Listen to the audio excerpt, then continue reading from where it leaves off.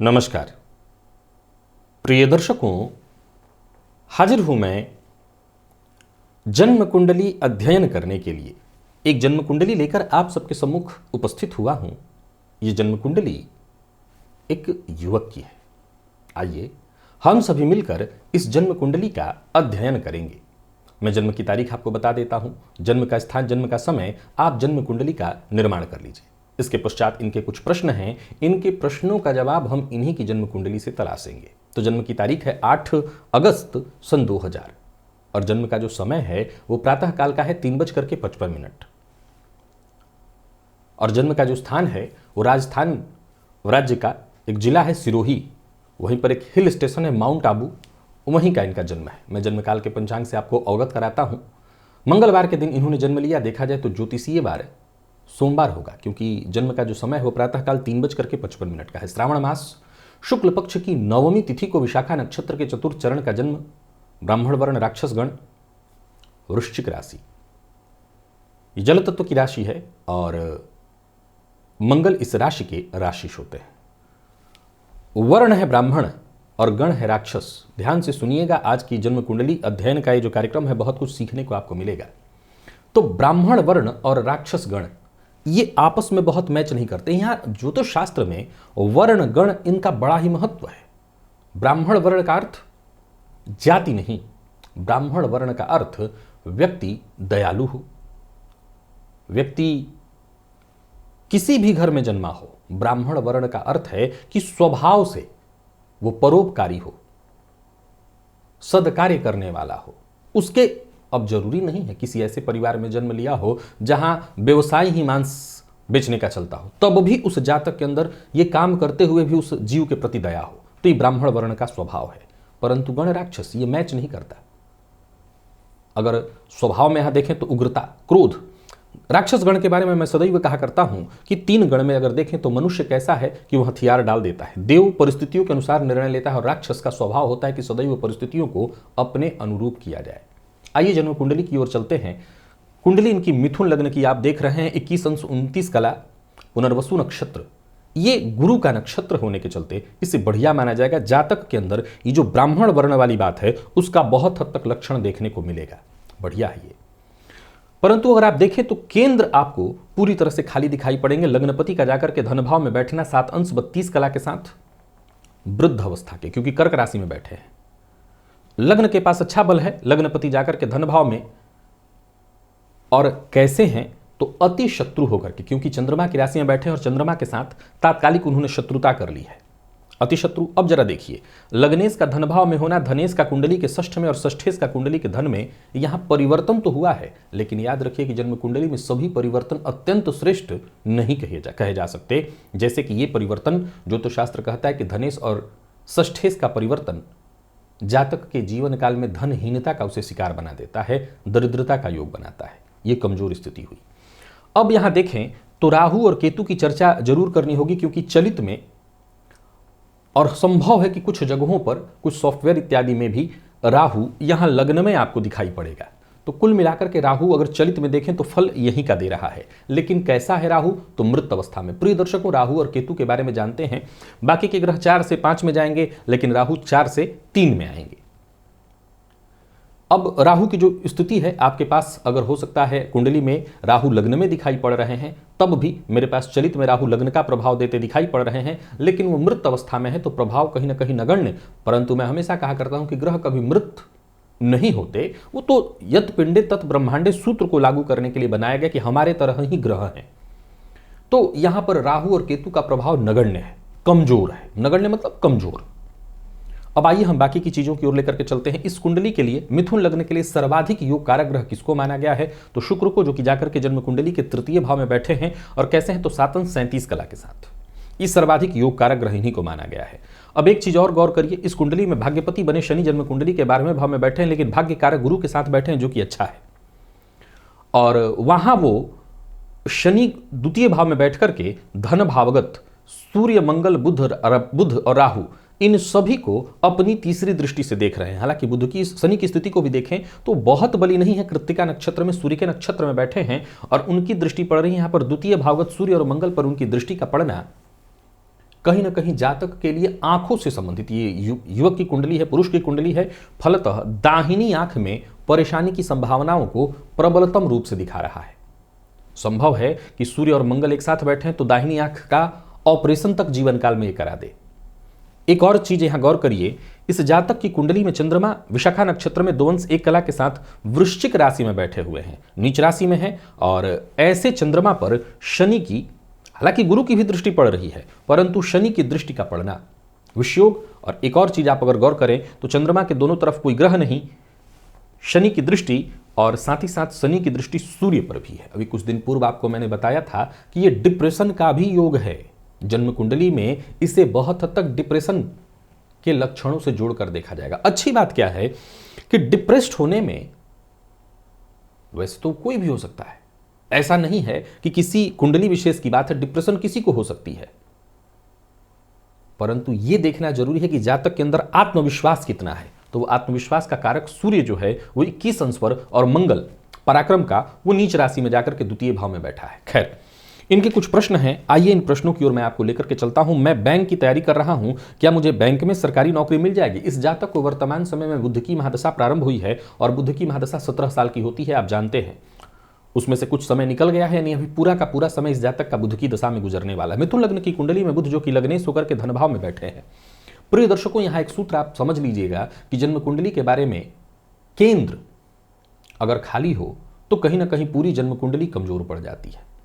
केंद्र पर बहुत कुछ निर्भर करता है, क्योंकि अगर गौर किया जाए तो वैसे तो इस कुंडली में गजकेसरी योग है, आप देख रहे हैं, लेकिन यह गजकेसरी योग नगण्य हो गया है। क्यों? क्योंकि यहां विष योग भी साथ साथ बन गया है। यह जस्ट वैसे ही होता है जैसे अमृत है और उसमें विष भी मिला हुआ है। अमृत का पात्र है, उसमें विष भी मिला हुआ है। तो गजकेसरी योग है, लेकिन प्रभाव विहीन कहीं ना कहीं। एक और कारण है उसके पीछे, चंद्रमा का 2 अंश पर होना मृत अवस्था में, तो योग कारक ग्रह का प्रभाव होना चाहिए। अब तो सवाल खड़ा हो जाता है कि जब योग कारक ग्रह राजयोग मृत अवस्था में नहीं बना सकते तो क्या दुर्योग बना सकते हैं? जवाब है कि चंद्रमा मन का कारक है, और वो ऑलरेडी पीड़ित हुआ ना जब कमजोर स्थिति में है, तो मन तो कहीं ना कहीं अशांति होगा। अब आप उसे विष योग का प्रभाव मानिए कि मद्रुम योग का प्रभाव मानिए, परंतु मानसिक अशांति तो जातक के जीवन काल में कहीं ना कहीं बनी ही रहेगी। और फिर ऊपर से आत्मविश्वास की कमी, क्योंकि सूर्य तो जरूर 21 अंश पर बैठे हैं और वो शनि की दृष्टि से दृष्ट हुए पड़े हैं। अब इन्होंने कहा कि सरकारी नौकरी की तैयारी कर रहे हैं। कमाल देखिए कि चूंकि उम्र इनकी छोटी है तो इन्होंने सोचा कि सब कुछ पूछ ही लूं। सो इनके प्रश्नों को जरा मैं पहले एक बार पढ़ देता हूं ताकि मैं समझा सकूं। इन्होंने पूछा कि क्या मैं कपड़े एवं होटल का व्यापार और लग्जरी व्यापार कर सकता हूं? इसके अतिरिक्त और कौन से व्यापार कर सकता हूं? फिल्म जगत से जुड़े कार्य करके धन अर्जित कर सकता हूं? आगे आने वाली कुंडली में महादशा और अंतर्दशा कैसी रहेगी? वैसे तो आपको लग्नेश की ही दशा है जो कि अत्यंत श्रेष्ठ कही जानी चाहिए, और होती भी है, इसमें कहीं कोई दो मत नहीं है। क्योंकि अगर देखें तो यहाँ पर इस कुंडली में शनिदेव अष्टम पति जाकर के जन्म कुंडली के 12वें भाव में बैठे हैं। अब लग्नेश के पास बहुत अच्छा बल तो नहीं कहूंगा, लेकिन फिर भी चलिए कम से कम जाकर के 12वें में बैठे हैं तो एक तरह से ये विपरीत योग का भी निर्माण माना जाएगा, लेकिन वो चूंकि भाग्यपति भी हैं। खैर, ये कुछ हद तक तो ठीक है ही। अब आपने जैसा कहा कि होटल और व्यापार, मैं वैसे तो हमेशा कहा करता हूं, और आपने ऊपर से कहा कि सिनेमा जगत में भी, देखिए भाई, करने को तो आप कुछ भी कर सकते हैं, लेकिन सिनेमा जगत कैसे? मतलब आपका पहले से वहां कोई कार्य है, आप जुड़े हुए हैं। कई बार लोगों को यह लगता है कि शास्त्री जी आप कहते हैं कि अगर कोई जुड़ा हुआ होगा तभी काम मिलेगा। नहीं, मैं ऐसा बिल्कुल नहीं कहता। एक ज्योतिषी केवल कुंडली को देख करके और कुंडली का विश्लेषण करेगा तो वो कभी कुंडली का विश्लेषण ठीक ढंग से कर ही नहीं कर सकता, क्योंकि ज्योतिष का पहला सूत्र है देश काल परिस्थिति। एक आम परिवार से निकला बंदा ऐसा नहीं है कि फिल्म इंडस्ट्री में नहीं जा सकता, राजनीति में नहीं जा सकता, क्रिकेट में नहीं जा सकता। आम परिवार से निकले लोग ही तो जा रहे हैं और जाते हैं, लेकिन केवल महत्वाकांक्षा के बल पर नहीं, पुरुषार्थ के बल पर। संभव है कि उनका गोल वहां निर्धारित हो और उसी गोल पर वो आगे बढ़ रहे हो, लेकिन हां, जिन जगहों में बहुत ज्यादा नाम है, चमक दमक है, वहां कितना भयंकर संघर्ष है, और उसके बाद आप सचमुच 100 नहीं, लाखों नहीं, करोड़ों में एक होने चाहिए, तब जाकर के आपको वो मौका मिल सकेगा। अब बात लाखों की भी नहीं है, आप करोड़ों में वो एक होने चाहिए। संभव है कि आप हों। अब रही बात सिनेमा जगत से पैसा कमाने की, तो वो शुक्र दिलाते हैं आपकी कुंडली में जाकर के पराक्रम भाव में बैठे हैं, अगर आप पुरुषार्थ करें तो क्यों नहीं हो सकता, क्यों नहीं हो सकता। मिथुन लग्न के हैं, मिथुन लग्न के जातकों के अंदर महत्वाकांक्षा बहुत ज्यादा होती है, तो महत्वाकांक्षा तो आपके पास है ही, आप बिल्कुल जाइए। लेकिन मेरी राय तो यही है कि जितना हो सके प्रयत्न करिए, कहीं नौकरी इत्यादि, बैंकिंग, क्योंकि बुध की दशा चल रही, बैंकिंग में अगर आप प्रयत्न भी कर रहे हैं, वहां नौकरी मिल जाएगी तो जिंदगी कहीं ज्यादा सुरक्षित हो जाएगी, बाकी के कहीं भटकने से आप बच जाएंगे।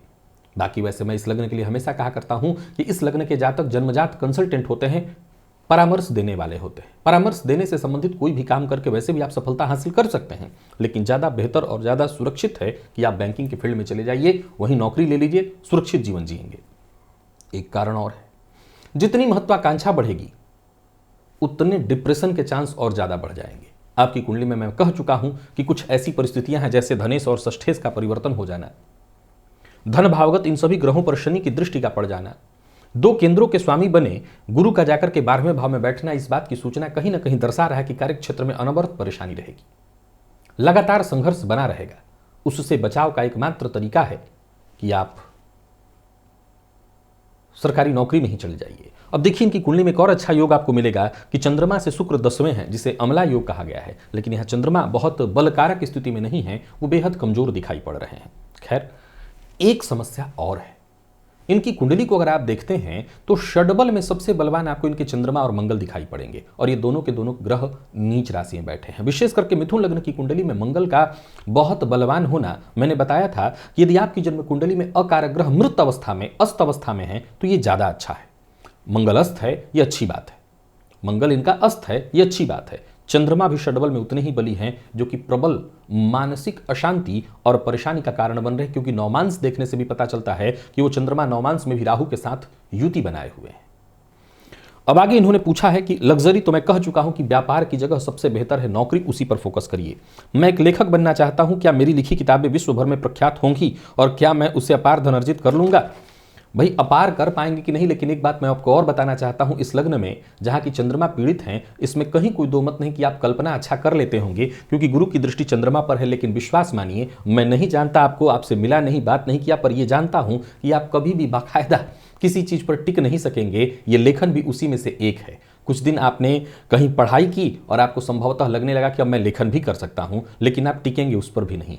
मैं फिर दोहराता हूं कि कहीं और दिमाग भटकाने से ज़्यादा बेहतर है बैंकिंग की तैयारी करिए। लेखन के लिए ये कुंडली तैयार नहीं है, ये कुंडली लेखक की तो बिल्कुल ही नहीं है। कारण मैं फिर दोहरा देता हूं कि आत्मविश्वास में कमी नहीं, परंतु चंद्रमा पर शनि की दृष्टि और सूर्य पर शनि की दृष्टि वो आत्मविश्वास आपके अंदर आने नहीं देगा, तो लेखन के लिए फिर ये कुंडली नहीं बनती है। अब संभव है कि बुध की दशा चल रही है, इसलिए आपके मन में ये सारी बातें उत्पन्न हो रही हैं, परंतु अभी जस्ट ढैया आपको लगने वाली है। शनिदेव की पूर्ण दृष्टि चंद्रमा पर है, सो कहीं दिमाग, क्योंकि शनिदेव भी 6 डिग्री पर है, चंद्रमा की भी स्थिति देखिए, तो कहीं और दिमाग भटकाने से ज़्यादा अच्छा है कि अपने काम पर दिमाग लगाइए और पढ़ाई पर। क्या किस्मत और भाग्य का साथ जीवन भर मिलेगा? मेरी कुंडली में कौन कौन से राजयोग हैं? अभी राजयोगों की मैं चर्चा कर रहा था, जो राजयोग हैं सब कहीं ना कहीं पीड़ित दिखाई पड़ रहे हैं। याद रखिएगा, राजयोग काम ही तब करते हैं जब जन्म कुंडली में केंद्र थोड़ा बली हो। यहाँ आप गौर करिए कि यह सिंहासन योग भी एक तरह से बन जाता है।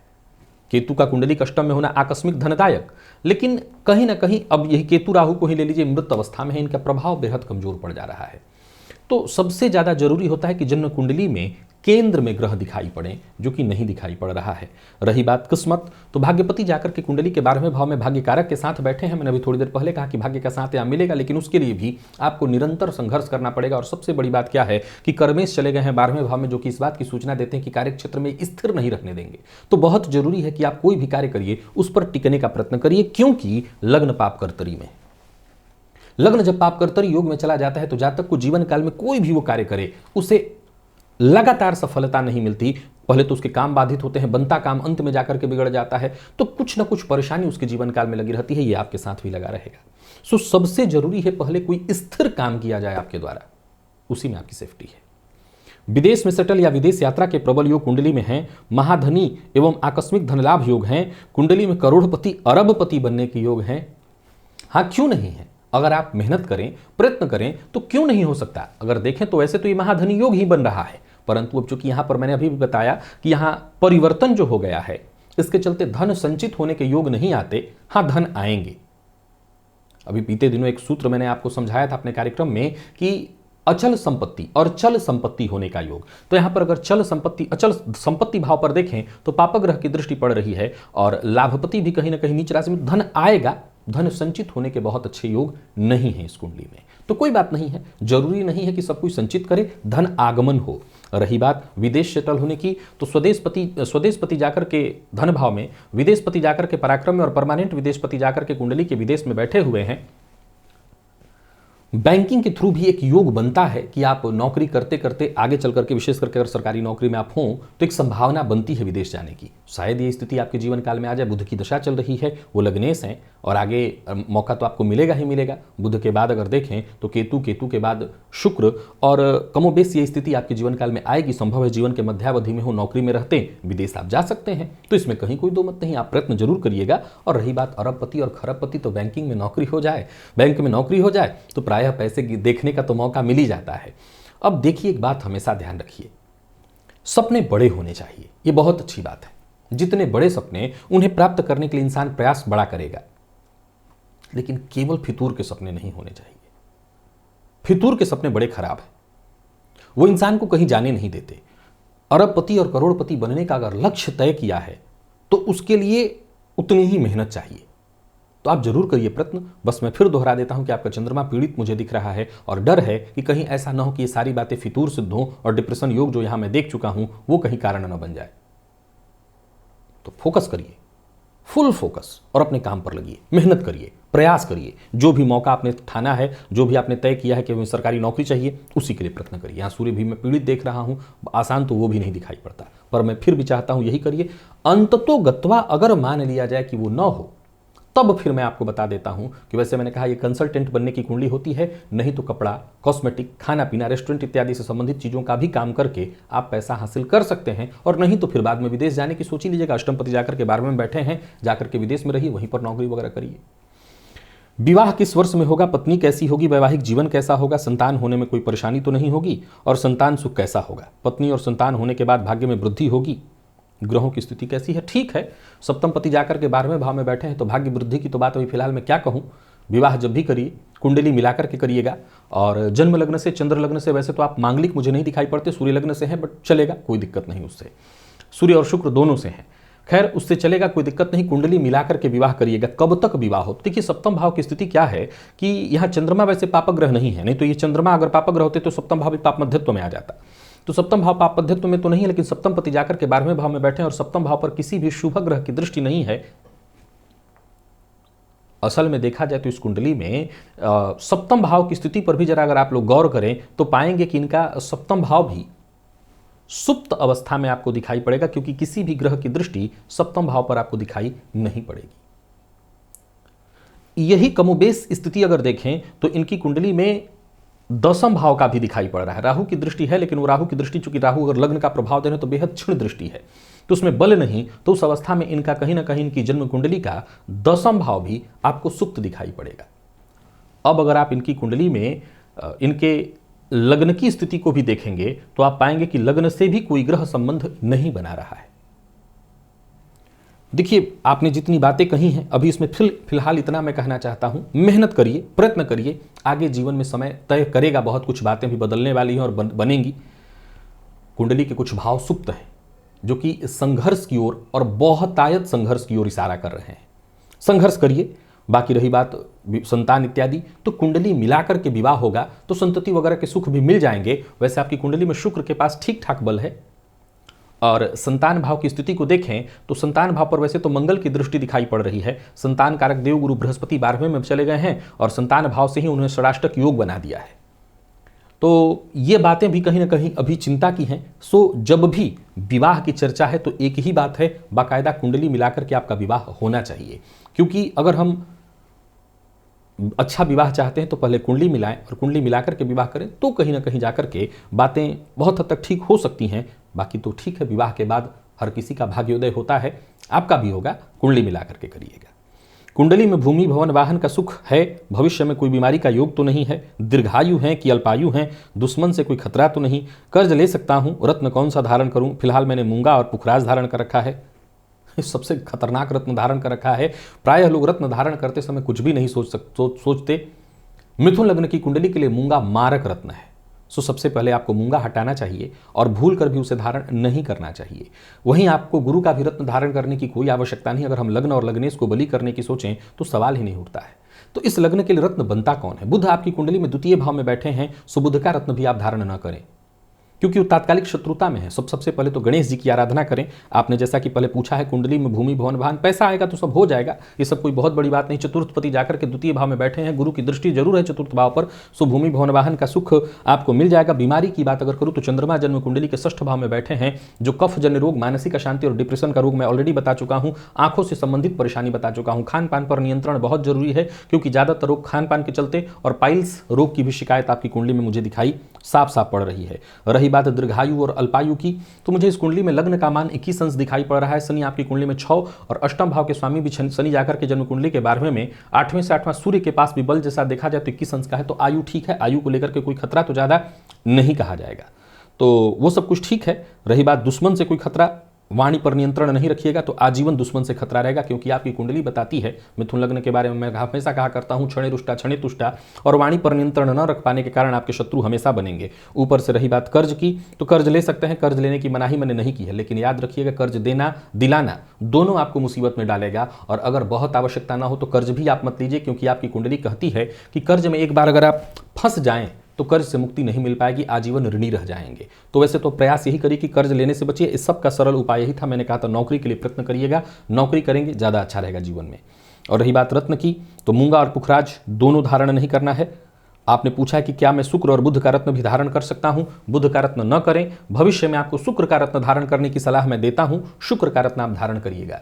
शिव जी की आराधना करिए, प्रत्येक सोमवार को शिव जी के ऊपर दूध चढ़ाइए, प्रत्येक माह की पूर्णिमा का व्रत करिए, सायंकाल चंद्रमा को दूध से अर्घ दीजिए, और साथ ही साथ नवग्रह स्तोत्र का पाठ नित्य 7 बार, नवग्रह स्तोत्र का पाठ जो जपा कुसुम संकासम वाला है, 7 पाठ नित्य आपको नियम से करना है। नहीं नित्य कर सकते तो 1 पाठ, रविवार के दिन 7 पाठ नियम से करिए, और सूर्य भगवान को नियमित जल अर्पित करिए, इससे आपको फायदा मिलेगा। मूंगा और पुखराज दोनों के दोनों तत्क्षण हटा दीजिए। अभी शुक्र के भी रत्न के मैं बहुत पक्ष में नहीं हूं, अभी उम्र छोटी है, भविष्य में आगे चल करके शुक्र का ही रत्न आपको धारण करना है। उपल धारण अगर करना हो तो आप कर सकते हैं, मध्यमा उंगली में धारण करिएगा, लगभग 7.25 रत्ती का उपल चांदी की अंगूठी में। और गणेश जी के मंदिर में जाया करिए, गणेश जी का दर्शन करिए, गणेश जी को दूर्वा अर्पित करिए बुधवार के दिन, इससे आपको काफी फायदा मिलेगा। और सबसे जरूरी बात अंत में, देखिए आपने बहुत सारे ऐसे ऐसे प्रश्न पूछे हैं जो कि मुझे पता है कि छोटी उम्र होने के कारण आप ये सब पूछ रहे हैं।